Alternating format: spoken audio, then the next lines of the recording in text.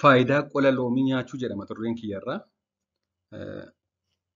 Bishaan loomii faayidaa hedduu akka qabu namni hundinuu ni beeka. Loomii keessaa xuuxina yeroo baay'ee keessaa xuuxineeti kan nuti kavarii isaa yookaan qola isaa gannu. Sababni isaas nuti loomii isaa keessaa bishaan isaatu faayidaa qaba jennee waan nyaannuuf.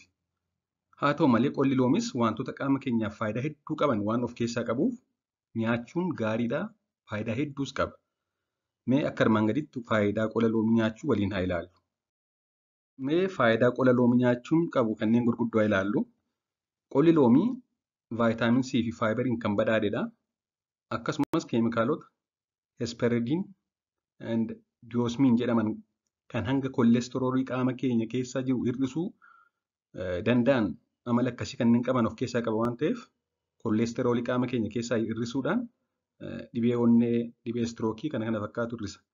Kanaan dura faayidaa faayibarii irratti faayibariin gosa lama jiru dheeraa. Faayibarii bishaaniin bulbulamanii fi kanneen bishaaniin bulbulamne. Isaan kana keessaa faayibariin gara tokko gogiinsa garaa hir'isu, gara tokko immoo koolesteroolii qaama keenya keessaa hir'isuudhaan dhibee onnee hir'isu. Kanaaf egaa vaayitaamin C, faayibariin, hesperidin, diyoosmiin kanneen jedhaman kun istirookii fi dhibee onnee namarraa ittisuuf ni fayyadu jechuudha. Vaayitaamin C qola loomii keessa jiru akkasumas keemikaala diilimooniin jedhamu achi keessa jiru waliin wantoota seelota keenya huban qaama keessa dhabamsiisuun jechuunis jarreen kun egaa antioksidaantii jedhamanii beekamu. Antioksidaantii kun immoo wantoota seelota keenya miidhan nu keessaa qaama keenya keessaa dhabamsiisuun fayyummaa seelota keenyaa eeguu akkasumas ittisoo qaama keenyaa cimsuu akka nuti dhibeewwan daddarboo adda addaa hin saaxilamne taasisuu akkasumas amala dulluma hir'isuu yookaan tursiisuu illee ni qaba akka namni dafee hin dulloome taasisuu.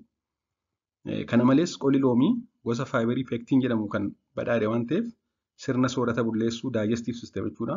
Isa kana fooyyessuuf akkasumas gogiinsa garaa ittisuuf akkasumas immoo nama kanaan dura gogiinsa garaa qabuuf furmaata ta'uuf ni gargaara. Kana malees amala farra baakteeriyaa, amala farra vaayirasii waan qabuuf nyaatamuu ilkaanii hir'isuuf, fayyummaa gogaaf, infekshinii gurraa, utaalloo kan qufaa adda addaa furuuf yookaan ittisuuf ni gargaara. Utaalloof qufaaf wantoota gargaaran keessaa tokko loomiidha. Isa keessaa qola loomiidha. Sababni isaas vaayitaamin C hedduu qaba waan ta'eef. Diilimooniin qola loomii keessa jiru amala farra kaanserii waan qabuuf carraa kaanseroota adda addaa namarraa ittisuu qaba. Akkasumas carraa uumamuu cirracha turuu koleelitiyaas jennu isa kana hir'isuu keessatti gahee mataasaa qaba jedha. Qorannoon hedduun akka agarsiisutti. Kana malees qola loomii nyaataaf fayyadamuun miidhaa hin qabu.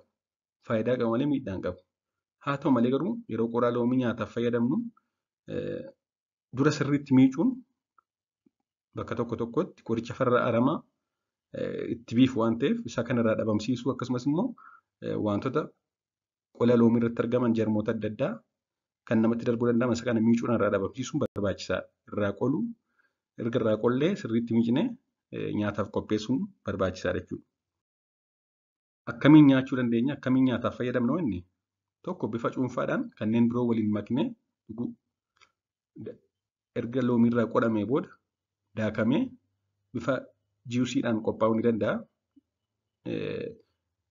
Bishaan loomii sana wajjin burtukaana, maangoo adda addaa wajjin walitti maknee akkasumas immoo gogsinee erga gogee booda daaknee shayiitti daballee dhuguu dandeenya. Ittoo aannaniitti daballee, ittootti daballee fayyadamuu dandeenya jechuudha. Waan dhaggeeffattaniif hedduu galatoomaa. Turtii gaarii gaaffiif koomentii qabaannaan yaada koomentii jalatti naa barreessaa. Turtii gaarii.